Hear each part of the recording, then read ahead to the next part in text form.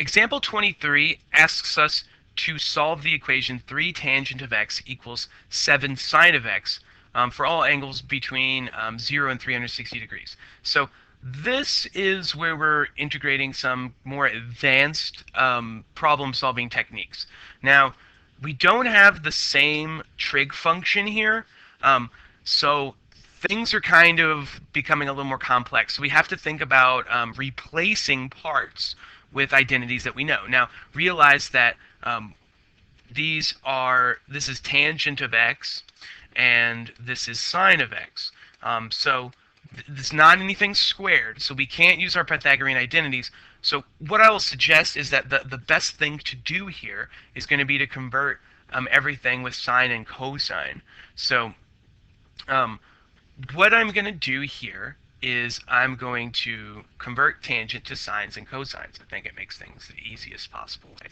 So what we're going to have is we're going to get 3 sine of x over the cosine of x equals 7 sine of x.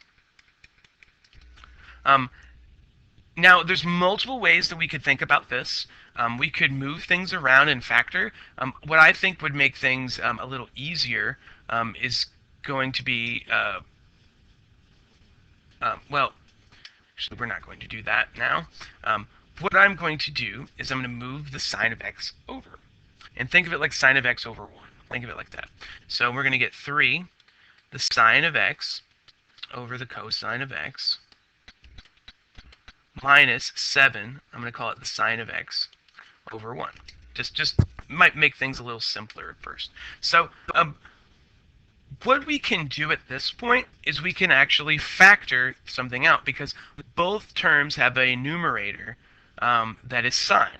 So we can actually factor that out. So what I can say, and the reason why I can do that, and the reason why I want to do that more specifically, is because I've set the other side equal to 0, and by factoring, I can then split up my left side into 2 factors that I can solve very easily. So I'm going to take out the sine of x.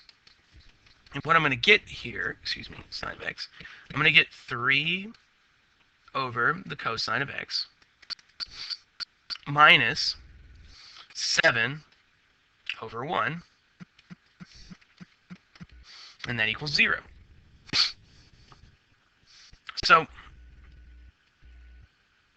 this is important because now what I can say is that, think of this in 2 terms. So I can say, well, if the sine of x was 0, then this equation would work. Also, if this was 0, if 3 over the cosine of x minus 7 over 1 equaled 0, then they would work. So what I need to do is I need to try to solve and figure out what values would make this happen. Well, and we're dealing with, now look at our window, we're dealing with 0 to 360, so that's important. So, so the sine of x, this one's pretty easy. This is from the unit circle. The sine is going to be 0 between 0 and 360 at 0 and 180. Now also, because it's including 360, it still works at 360 degrees as well. So think about our unit circle. We've got one here. It's 0 again, and it's 0 again. So this one has 3 answers just because we're including those extra bounds. So that's part 1. Now part 2, we have to do a little bit more work. What I'm going to get here is 3 over the cosine of x equals 7 over 1. Now I can do some cross multiplication. So I can get that 3 is going to equal 7 cosine of x. And we're going to have that the cosine of x is going to equal 3/7. So what I need to figure out now is, again, what values is going to make this work. So this is not on the unit circle, so I can't just figure it out. So I'm going to go and figure out, let's see, am I in degree mode? I am in degree mode. I'm going to do the arc cosine of 3/7, and that is 64.62 degrees. So I got 64.26 degrees. Now, between 0 and 360, a cosine of 3/7 would occur, about right there. and about right there. Okay, so this is 64.26 up, or 64.26 back from 0. So I'm going to go back from 360 instead. So this would be like 360 minus 64.26, and that's going to be at what? Let's see, 295.74. Is that about right? So those are our answers. These are our answers together. So these are together, right? X can be all of these things at the same time.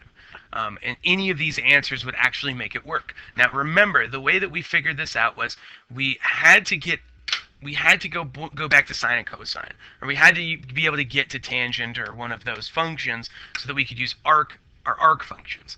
Then what we decided to do was we decided to factor, and by factoring, that made things very nice. Now, one of the options I thought about at the beginning was to multiply by cosine over, but that could have led us to have cosine.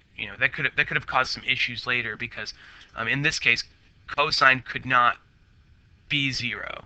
It's not allowed to be 0 at any point, and we haven't had that happen. There's no places where the cosine would be 0 in any of these points.